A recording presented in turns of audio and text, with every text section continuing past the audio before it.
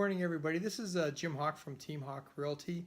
Today, I want to talk about multiple offer situations and multiple offer situations as a buyer. Unfortunately, in this position, as a buyer, you really have very little negotiation room and leverage to negotiate.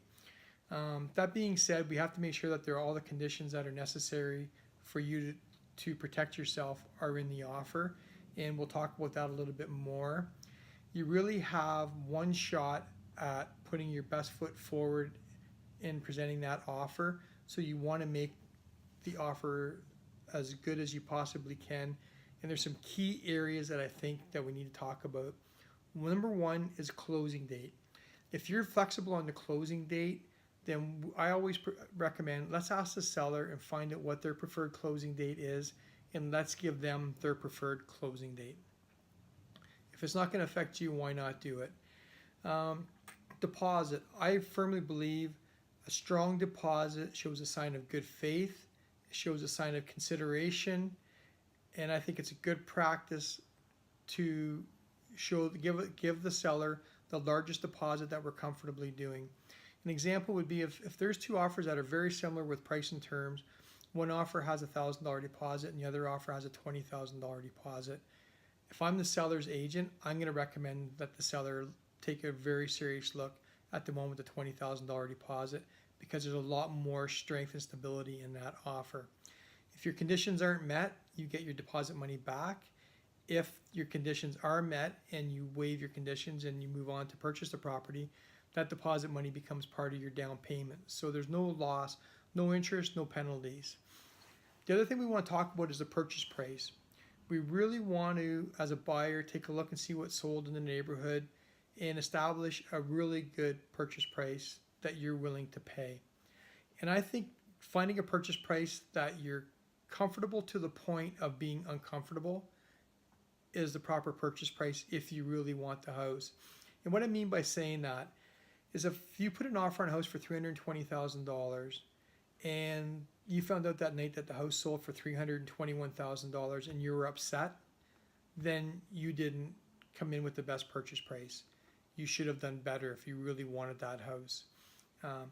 If the house sold for $321 and you made an offer for $320 and you were completely comfortable with the fact that you didn't get that house, then that was the maximum price that you should have been looking at paying, and you did the right thing. And I can tell you, with 30 years experience, there will be an equally as good house or a better house that's going to come up that you're going to be happy with for you and your family, and in most cases more happy with.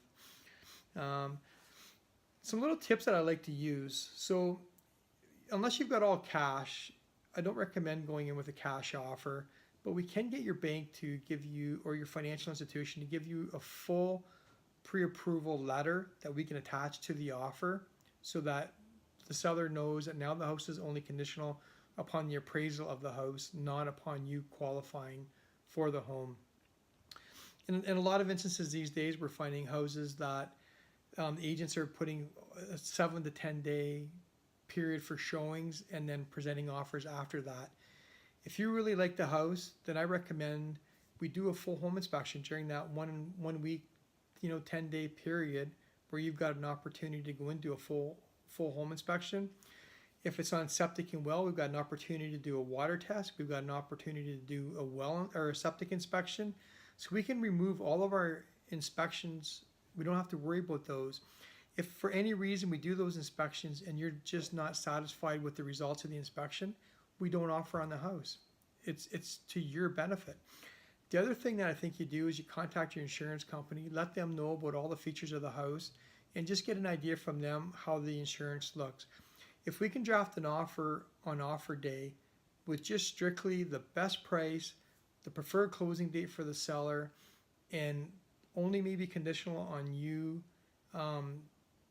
making sure that the house appraises for what the value is of the offer that you're making, you are going to be in a very strong position to win that negotiation.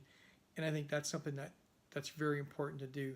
The other thing I recommend as a buyer is writing a really nice letter explaining to the seller why you want to purchase that property.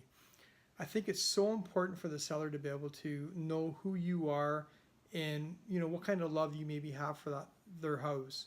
That will hold value. I've seen situations where we've sold houses with less. The offer price was less than another offer, and they've taken our offer because our buyers have written a nice letter to the seller, letting them know more about themselves and why they want to purchase the house and how they want to maintain it.